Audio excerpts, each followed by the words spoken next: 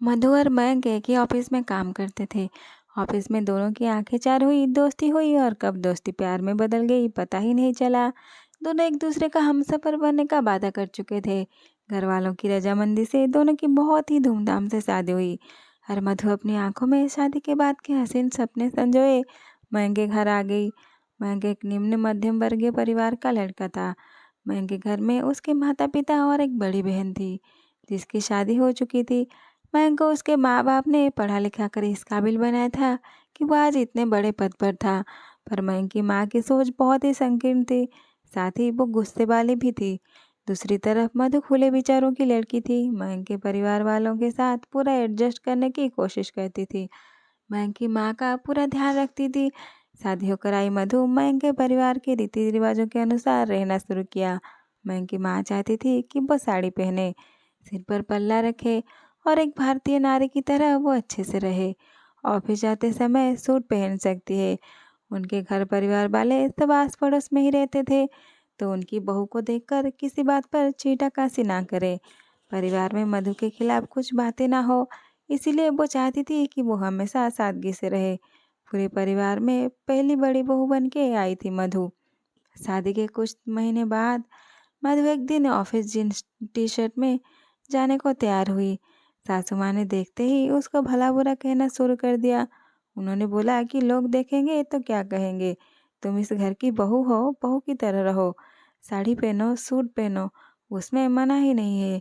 पर जीन्स ये कोई अच्छा लगता है? लड़कों की तरह तैयार होकर ऑफिस जाओगी? एक ही स्वर में सासू माँ ने इतना सुना दिया। मधु को बहुत ही बुरा लगा। उसने हिम्मत करके बोला, पर माँ आजकल तो सभी पहनते हैं। पहनते होंगे पर हमारे घर की बहुएं नहीं पहनती, कहकर मधु की सास ने बात काट दी। मधु दुखी मन से वापस कपड़े बदल सूट पहन के ऑफिस गई। उस दिन मधु की समझदारी से सास बहू की जोरदार अनबन होते होते बची। मधु अपने ऑफिस में अच्छी पोस्ट पर थी। वहाँ पर विदेश के लोग भी आते थे और अधिकतर लोग वेस्टर्न ड्रेसेस ही पहनते थे, तो मधु को भी यही इच्छा होती थी कि वो भी वेस्टर्न पहने।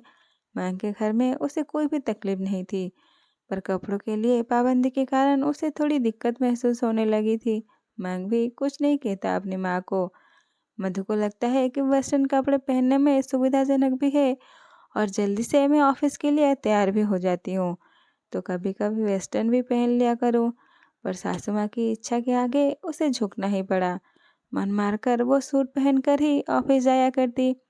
मधु की शादी के कई महीनों बाद उसकी नंद प्रीति अपने मायके कुछ दिन के लिए रहने आई।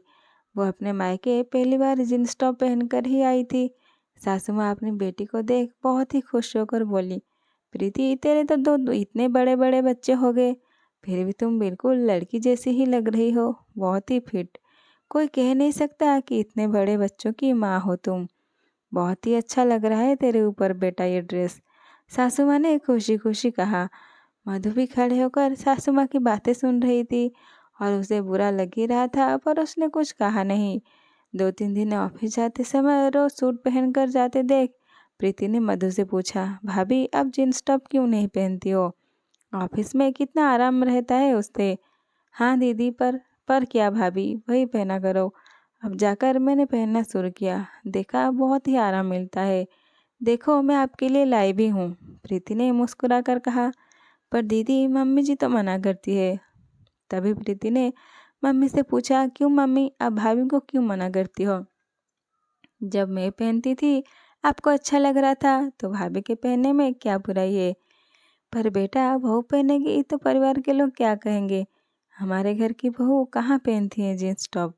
सासू माँ ने चिंता करते हुए कहा, मम्मी परिवार की पहली बहू जॉब वाली आई है। अब ज़माना बदल गया है, जब सूट साड़ी कपड़े हैं तो जीन्स टॉप भी कपड़े हैं।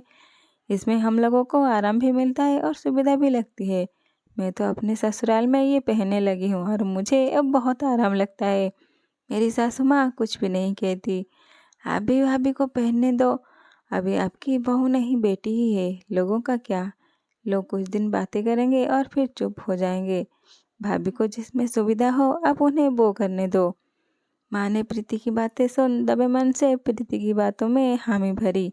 उन्होंने कहा, ठीक है जैसा तुम दोनों चाहो, लो भाभी, आप कल यही ड्रेस पहनकर ऑफिस जाना, कहकर प्रीति अपनी लाई हुई ड्रेस मधु को पकड़ा दी।